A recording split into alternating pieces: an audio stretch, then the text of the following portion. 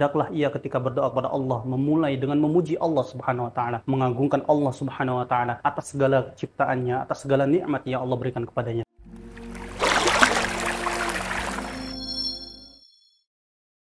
Bismillahirrahmanirrahim. Assalamualaikum warahmatullahi wabarakatuh. Alhamdulillah wassalatu wassalamu ala Rasulillah wa ala alihi wa sahbihi wa mawala amma ba'd. Ikhwati fillah, seorang mukmin yang beriman kepada Allah Subhanahu wa taala ketika berdoa senantiasa agar memperhatikan adab-adab doanya kepada Allah Subhanahu wa taala. Tentu adab-adab doa begitu banyak, tapi di antara adab-adab doa yang terpenting yaitu yang pertama, hendaklah ia ketika berdoa kepada Allah memulai dengan memuji Allah Subhanahu wa taala, mengagungkan Allah Subhanahu wa taala atas segala ciptaannya, atas segala nikmat yang Allah berikan kepadanya. Yang kedua yaitu bersalawat kepada Nabi Muhammad sallallahu alaihi wasallam. Yang ketiga berdoa dengan menyebut nama-nama Allah yang baik, sifat-sifatnya yang agung, yaitu bertawassul dengan nama-nama Allah tersebut. Dengan nama-nama tersebut menyesuaikan dengan kebutuhan kita. Contoh seperti kita meminta ampunan kepada Allah Subhanahu wa taala dengan mengucapkan ya Ghafur ighfirli atau Allahumma ighfir warham innaka antal ghafurur rahim. Ikhwati fillah, tiga awal ini menjadi iftitah pembuka yang harus kita lakukan sebelum kita meminta kepada Allah Subhanahu wa taala, yaitu memuji Allah, bersalawat kepada Nabi Muhammad SAW dengan mengucapkan Allahumma inni ahmaduka wa ashkuruka wa uthni alaika wa usalli wa usallim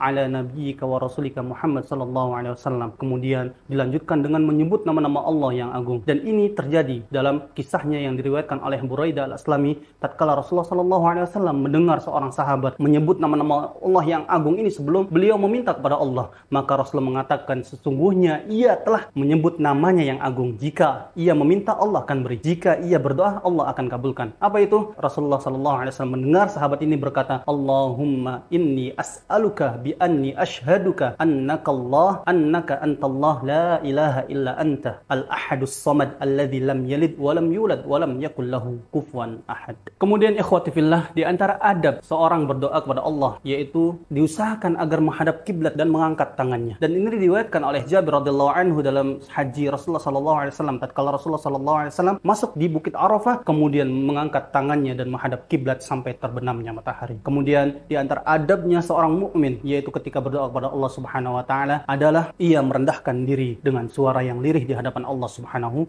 wa taala. Allah Subhanahu wa taala berfirman, "Ud'u rabbakum tadarru'an wa khufyah innahu la yuhibbul mu'tadin." Di antara adab yang selanjutnya seorang mukmin ketika berdoa kepada Allah Subhanahu wa taala yaitu agar bersungguh-sungguh dalam berdoanya. Bersungguh-sungguh yang artinya terus berulang kali meminta kepada Allah Subhanahu wa taala. Sebagaimana hadis Anas bin Malik radhiyallahu anhu bahwa Rasulullah sallallahu alaihi wasallam mengatakan, "Idza da'a ahadukum falyazim al-mas'alah." Jika di antara kalian berdoa kepada Allah tentunya maka bersungguh-sungguh dalam permintaan. Ikhwati fillah, di antara adab yang selanjutnya yaitu kita harus yakin bahwa Allah Subhanahu wa taala mengabulkan doa kita. Dan ini terletak pada hadis yang diriwayatkan oleh Abu Hurairah radhiyallahu anhu bahwa Rasulullah mengatakan, "Ud'allah wa antum muqinuna bil ijabah." Berdoalah kepada Allah Subhanahu wa taala dan kalian dalam kondisi yakin Allah akan mengabulkan doa kita. Wa idza sa'alaka ibadi anni fa inni qarib ujibu da'watad da'i idza da'an. Semoga doa-doa kita semuanya dikabulkan oleh Allah Subhanahu wa taala, baik ketika kita di Indonesia ataupun melaksanakan ibadah haji dan umrah di tanah suci kota Mekah dan kota Madinah. Barakallahu fikum. Wassalamualaikum warahmatullahi wabarakatuh.